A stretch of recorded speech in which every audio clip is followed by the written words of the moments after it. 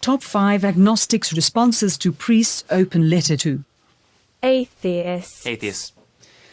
Thanks for clicking on this video. It means a lot to me, really. I'm a religious guy who's devoted my life to a God you don't believe in, so you're taking a bit of a risk here that I might insult you, make you feel bad about your life, or at the very least, waste your time. I really do appreciate it, and I hope not to do any of those things here. Rather, I'd like to pose a question to you. It's a very simple question, in fact. It is more of an exhortation from me to you. This question is not meant to trick you or convert you. I don't have some super ingenious question that will somehow inspire faith in a deity, as much as I'd love to. I'd rather just like to challenge you. Response number 1, skepticism regarding your words and claims. You'd like to challenge me. Interesting, because you already succeeded. By saying what? In particular, the claim that the question you are going to ask is not intended to convert me or deceive me, and that it is not some super ingenious question, arouses genuine suspicion.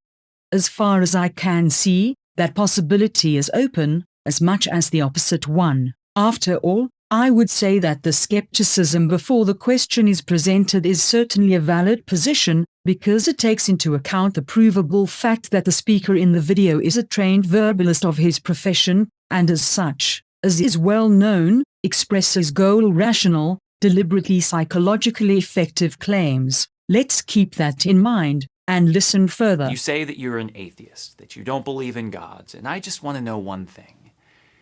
Are you a good one? Are you a good atheist? Response number 2, are you a good Atheist. Well, I guess no, because I am an agnostic, and most of the time skeptical about being one. More exactly, I consider myself a good person, and not a Atheist. However, the question is more than a little unclear, and that fact opens a great possibility for further interpretation of the meaning of this question by the speaker. That, as expected, is what is happening. With that out of the way, let us continue. It's a question that I ask with two things in mind. The first being related to morality. While religion in general, and Christianity in particular, doesn't necessarily make someone a moral person, these ways of life do necessarily demand morality of adherence. There is a particular code of life that one must live. In the case of Catholic Christianity, that code is one of peace and justice, mercy and forgiveness. It's a code that seeks to care for the poor and seek reparations for those who take advantage of the vulnerable. Now, Lord knows we don't always live up to our founder and have actually done some pretty atrocious things through the years, but it is our faith that at least informs us when we do these things and gives us and reminds us a moral code to live by, reminds us that it's not an option. We must strive to be good people. Now, as someone who doesn't have this foundation, who doesn't believe in a God or adhere to a religion, there is no superstructure making this demand on your life. No one telling you how to live in certain situations. Without a belief in an afterlife, there might be a feeling that all the world is futile. So what difference does it make? This, of course, does not need to be the case.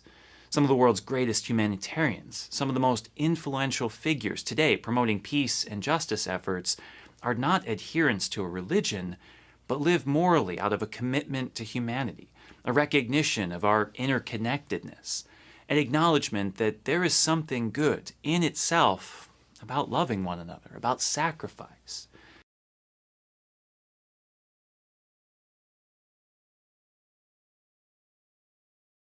And so I ask you, are you a good atheist? Even though there may be no eternal reward or punishment, even though you're free to do whatever you want. Response number 3, free to do whatever you want? I notice quite weird interpretation of the worldview of those about whom the speaker monologues. Again, free to do whatever you want? What does this incorrect statement have to do with anything? It is simply flawed observation. Regardless of religiousness or lack of it, people are not free to do whatever they want. Maybe the speaker in the video was just overwhelmed by his religious fervor, So he came to the wrong conclusion, which he missed later while editing the video. Because again, regardless of beliefs, people have socially imposed responsibilities and obligations that they cannot just ignore or break without consequences. With that out of the way, let us continue. Do you choose the virtuous path that benefits not only you, but others? I hope so. The world needs good atheists. Now, of course, the word good points to more than just a sense of morality. It also represents an evaluation of aptitude. When I ask if you're a good atheist, I want to know if you're good at being an atheist. Do you articulate why you don't believe in God in a coherent way? Or you just think that religion's dumb, so use logical fallacies? Have you explored the depths of your mind and heart, asking the real questions of life, of death, faith, and reason, seeking to understand what this human life is really about? You just not want to go to church, so this'll do.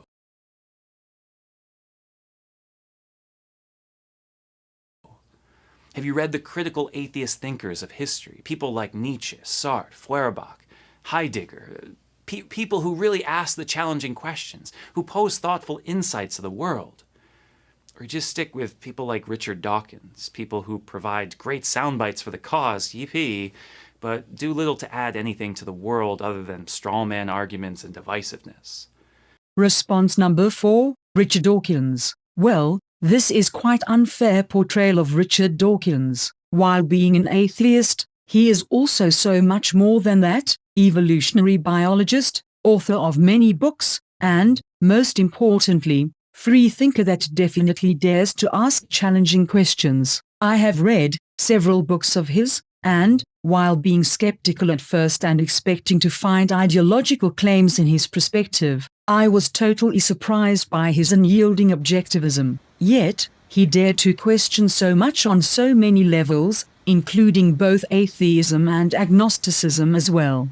Claims he makes are scientifically provable, verbally concise, and uplifting overall.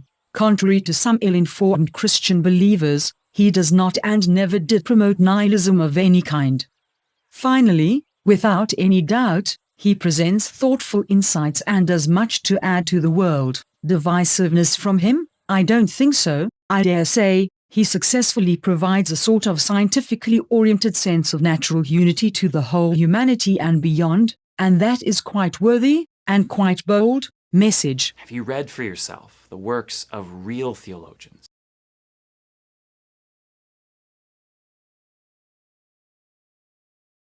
People articulating our beliefs in the best way we know how. Karl Rahner, John Henry Newman, Joseph Ratzinger, Augustine of Hippo, Henri de Lubac? Or do you stick with the simplicity of evangelical pastors from some rural anti-intellectual church? I ask all of this not to be accusatory, at least not overly accusatory, but to simply challenge you to go deeper in your thought. Simply declaring yourself an atheist and going about your life isn't enough.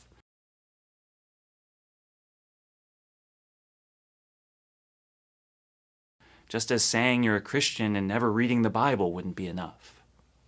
Ask more questions. Read more perspectives. Be able to articulate your understanding of the world with logic and reasoning that will actually add something to the world.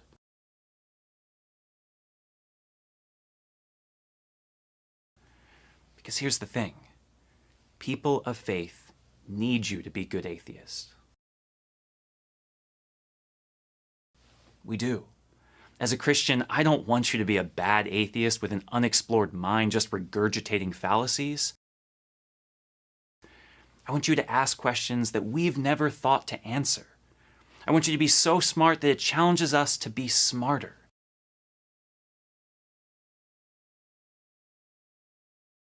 As crazy as it sounds, I would much rather you be a good atheist than just an atheist. Oh, come on! And so that is my humble message to you, from one believer to a non-believer. We may not agree on much, but that doesn't mean that we don't need each other or can't learn something from one another.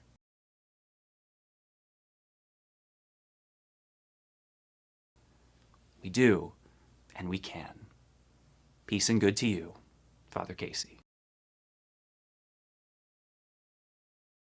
Response number 5, missed opportunity. The speaker, maybe even deliberately, failed to emphasize the ambiguity of the question that can also easily apply to believers, and no doubt it should be asked to them, because there are many who present themselves as such, and enter this category only superficially, and do not often adhere to the necessary considerations religion requires. Conclusion: an excellently presented video, with a high quality of stage performance and, as far as possible within the given religious frameworks, with a relatively high conventional persuasiveness of the multitude of points made, definitely an intriguing message, as interesting as it is inspiring. Final rating: average.